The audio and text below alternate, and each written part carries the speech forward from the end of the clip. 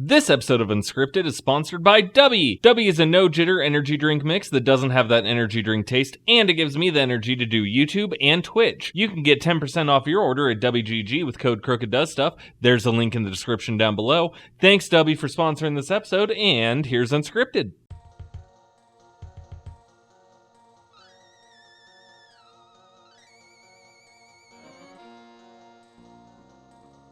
Hello everyone, I am Krooked and I do stuff, and this is Unscripted, the series where I take a completely unscripted look at games and give it a 1 through 10 rating. Today, Zombies Ate My Neighbors on the Super Nintendo Entertainment System. I loved this game when I was a kid because, you know, it was just so horror themed and just cool, and look at this guy. The main characters are like the most 90s people you would ever imagine in your entire life. And, oh no! Well, they died. So yeah, the most 90s characters you could ever imagine, and, you know, you have to go through and save your neighbors from zombies. That being said, being a bit older now, from what I remember, I have a lot less love for this game because it's incredibly difficult. It might not be as bad. That's what we're here to find out. But yeah, I remember it being very, very, very difficult. So it's a combination of LucasArts and Konami, which, I mean, you're talking two of the biggest in the biz for good entertainment, you know? So there's that, and yeah. Let's start out with sound. I like the soundtrack. It sounds like something that you would hear out of like Day of the Tentacle, Sam and Max. You know, just a good LucasArts soundtrack. The water gun sounds like a water gun. The Coke cans, like, They have a unique little sound, and you're like, oh, okay, yeah, that's what a can exploding sounds like. Had to sneeze there for a second. When you kill the zombies, they explode and make an exploding noise. It all sounds pretty good, honestly. There's no sound when you're, like, going into certain, like, things like going over the sand. There's no sound.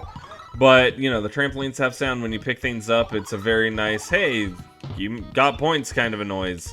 So, can't be upset about that. The music also sounds great. I don't think I've ever been upset about the music in Zombies Ate My Neighbors. It's great. I like it a lot. And I think that's what makes it so easy to play, is it sounds good, and you know, it's fun and wacky in that sense. When you beat a level, you get this nice little jingle, and it tells you about all the people you saved, counts up points. You know, it just sounds good. The level drop, Evening of the Dead, all good. Let's talk controls. So, X uses items, Y fires, B changes your weapon. I shouldn't have used that, but, you know, that's fine. R pulls up your map that tells you how many, R and L pull up your map, which tells you how many people need to be saved still.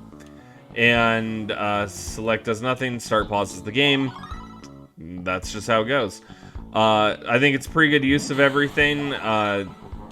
This also came out on the Genesis, so I mean they kind of had to do what they could and make it so that it was easy to play on both consoles.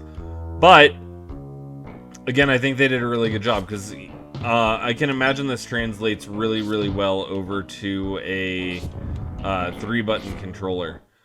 I mean, you might have to hit like 2 buttons at once, but overall, I think it translates really well. In terms of graphics, this is where, again, I think that it being the powerhouse of Lucas and Konami really comes into play, because like the zombies, they look great. They're, you know, a little bit freaky, a little bit funny. They have that endearing charm to them, and that's awesome. Then you have Konami, which is what really brings that gameplay element out, and you're just like, ah, yeah, it looks good and it plays good. This is where it gets good. And honestly, it is fun. I like the game a lot. There's a lot of hidden stuff that if you don't like look it up, you may never know about it, because it takes quite some time to figure a lot of it out.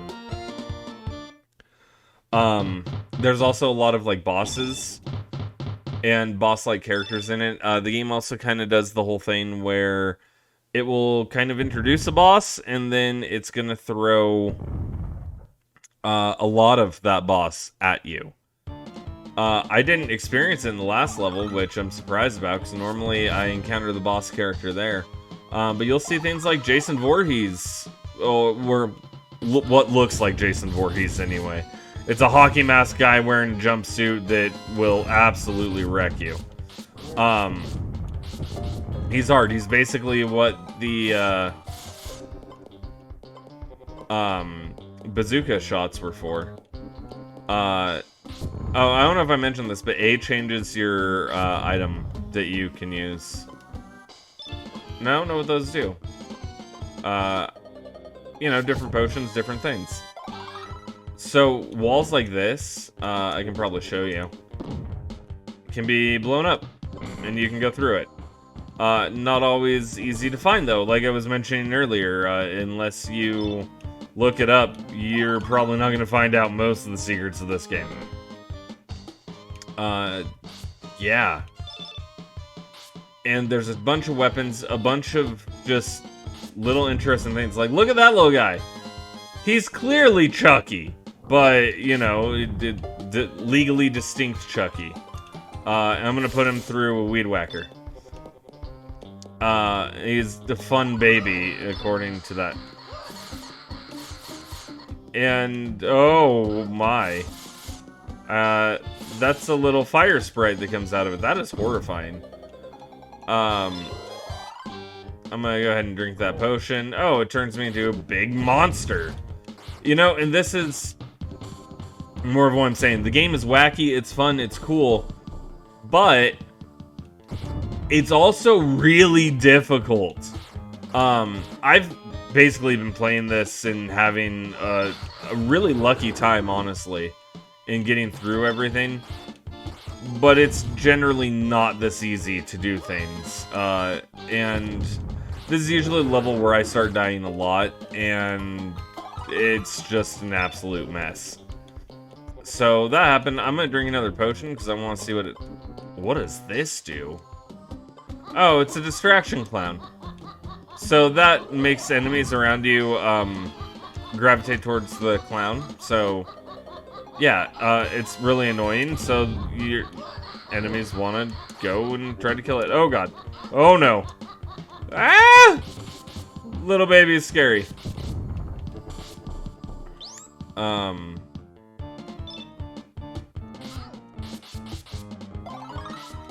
I'm like super focused on this for a second to try to get the last survivors here. Yeah, so as I was saying, it's super difficult, and that's not always a bad thing. It's just the further you get, the more impossible-like the game seems. I don't think I've ever beaten it. I think I've watched a video of it being beaten, and it's a lot. I'm not sure how many levels there are. I think it's like 20 or 30. And I don't know if an average person's ever going to get through those. Okay, so we're on the level that has Jason. Yeah. So there's that. He can go through the hedges, I think, basically anywhere. So it's a situation where it can benefit you a lot. Not sure if it's always going to, though, because, you know, it can also kind of pin you into a corner. And I don't know why I didn't think of this earlier, but it looks, yeah, see, just like that. It looks like Herc's Adventures, for the PlayStation, which, oh no. Oh, that's lame. That should have counted as a save. Also, I shot that with a bazooka and it didn't kill him, so that's always fun. And, yeah, how are you supposed to get this baby without, you know, risking death? It just increases in difficulty so high that it's so difficult. I think it's a good game. I really, really do. I also think it's probably a bit too hard for most people to ever beat it and be more of a novelty game. But, you know, novelty games can be fun. They can be a good time. So I think everyone should at least give it a chance. And for a score, I mean, it's not a perfect game. It's far from it. It has a lot of issues on its own, but it's a fun game. Especially with two people, you can have a whole lot of fun with it. So, for Zombies Ate My Neighbors, I'm gonna give it a solid 7 out of 10. Not quite perfect, can be a really fun time. And, honestly, you should check it out. And, you should comment down below and let me know if you've ever played Zombies Ate My Neighbors and, you know, what you think of it. Like this video if you enjoyed what you saw. Hit that subscribe button so that way you never miss out on an episode of Unscripted. And hit the notification bell so that way you'll be notified whenever a new episode comes out. And with all that being said, I do want to thank you for watching Unscripted, and I will see you on the next episode. Bye!